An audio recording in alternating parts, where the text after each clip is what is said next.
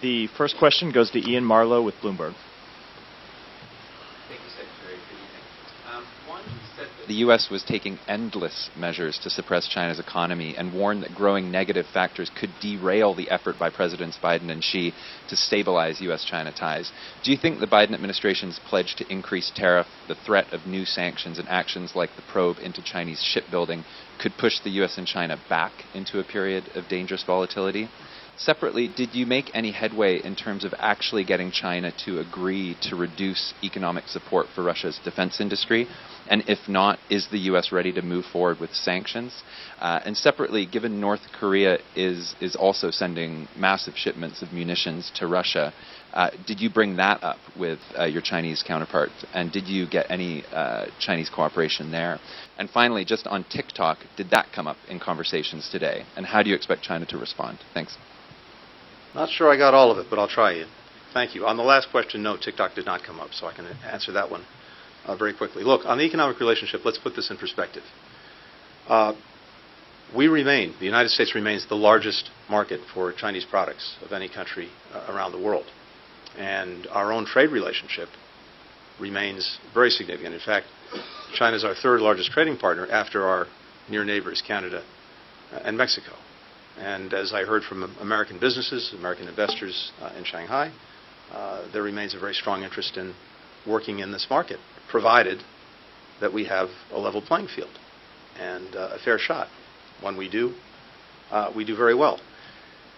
But when we're looking at the question of tariffs, 301 measures, etc., what we're focused on is practices engaged in by China that are unfair and undermine our businesses and our workers. And this question of overcapacity is the one that is front and center. China is responsible for 1/3 of global production, but 1/10 of global demand. So there's a clear mismatch. And when you have products that are produced here and produced in a way that's heavily subsidized, heavily supported in other ways, and that allows those products then to be sold at low prices and sometimes below market prices in other countries, pushing businesses from those countries out of business and having potentially devastating effects on communities, on workers, on businesses, that's something that we have to, will, and are standing against. But the other important thing is it's not just us. This is a concern that I've heard around the world, and notably from European partners, and this came up in conversations just a week ago when we had a meeting of the G7. So this is not about containing China. It's not about cutting off trade or investment. Again, as you heard Secretary Yellen say, this is important to us and to many other countries around the world. But we want to ensure that it proceeds fairly and in a way that doesn't have these unfair effects on our industries, on our workers, and on our companies. And again, that's something that's shared across the world. When it comes to China's support for Russia's defense industrial base, all I can tell you is I was extremely clear about our concerns in some detail, but we'll have to see what actions follow from that. Now, I think China has demonstrated in the past when it comes to Russia and Ukraine that it can take positive action. You'll recall that well over a year ago we had concerns that Russia was considering the possible use of a nuclear weapon. And I believe that China's voice was important in, at least at that time, moving Russia away from that possible course of action.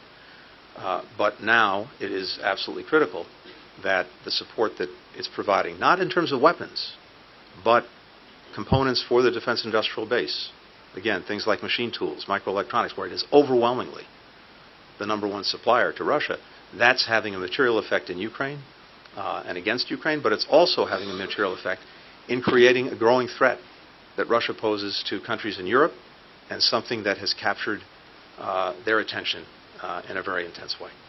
And as I said, TikTok did not come up. Thanks. For the next question, Wong Lu with The Paper. Thank you, Secretary. I'm Wang Lu from The Paper. We observed intensive interaction between China and U.S. at various levels since the Ursai summit last November, as well as your intensive interactions with Chinese officials and people during your visit. With the U.S. election agenda gradually dominating American politics, there is the need for various parties to demonstrate their strong stance on China to secure votes, leading to negative sentiments and action regarding China. So in this context, how can we safeguard and effectively implement the achievements made by both sides during this period? Also, minimizing the influence of campaign-style rhetoric and fostering more goodwill to stabilize Sino-U.S. relations. Thank you. Thank you. In my job, I don't do politics. I focus on policies, and that's what I've been doing here. At President Biden's instruction, trying to carry forward the agenda and the agreements that were reached between President Biden and President Xi in California at the end of last year. And that's where my focus is, and that's where it will remain in the months ahead.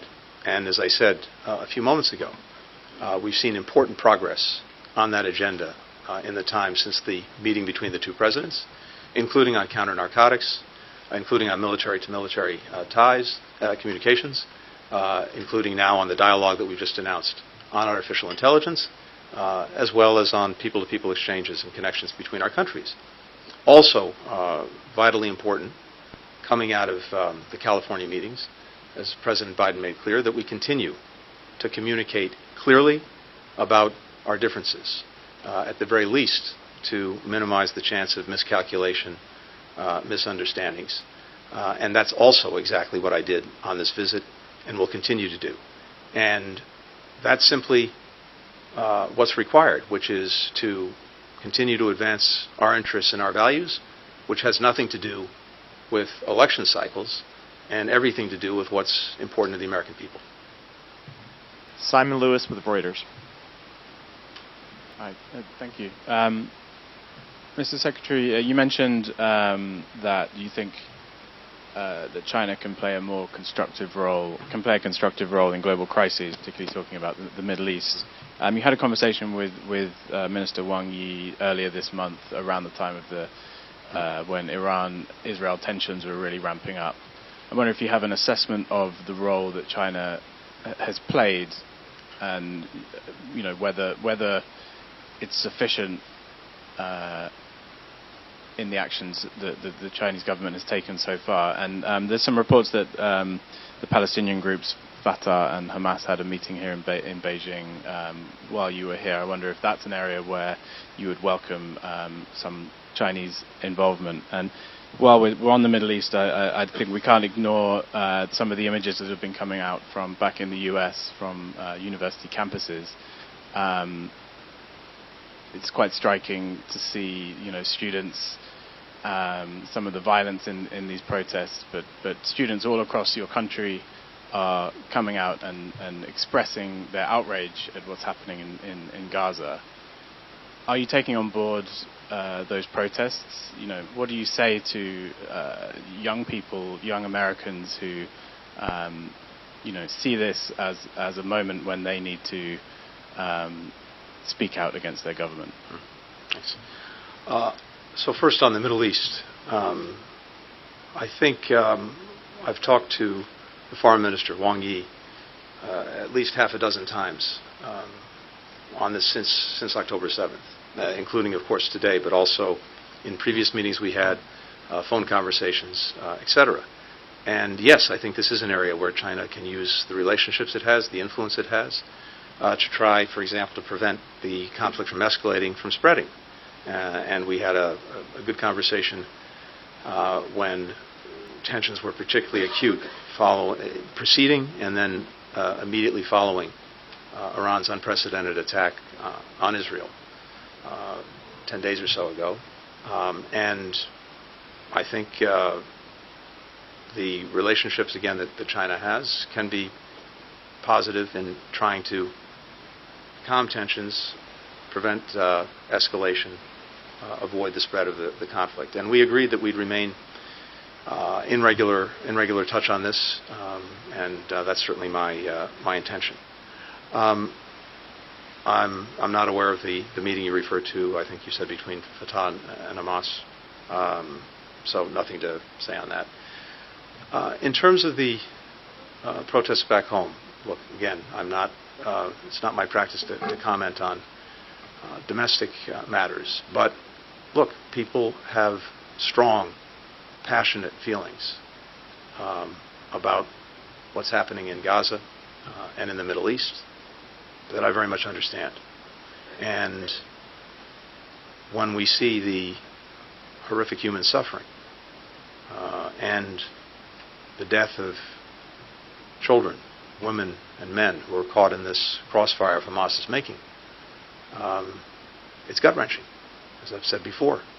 And we want to do everything we can to bring it to an end. And in our own country, it's a hallmark of our democracy that our citizens make known their views, their concerns, their anger at any given time.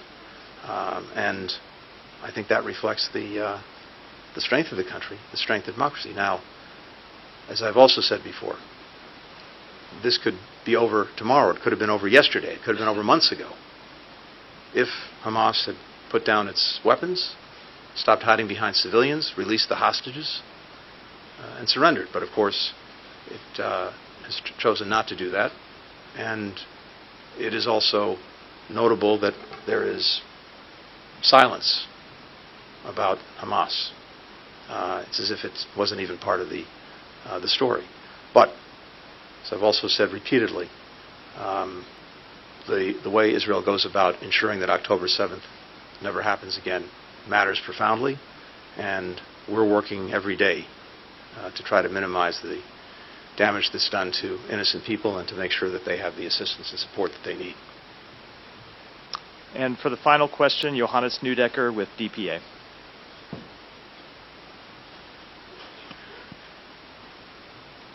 Thank you.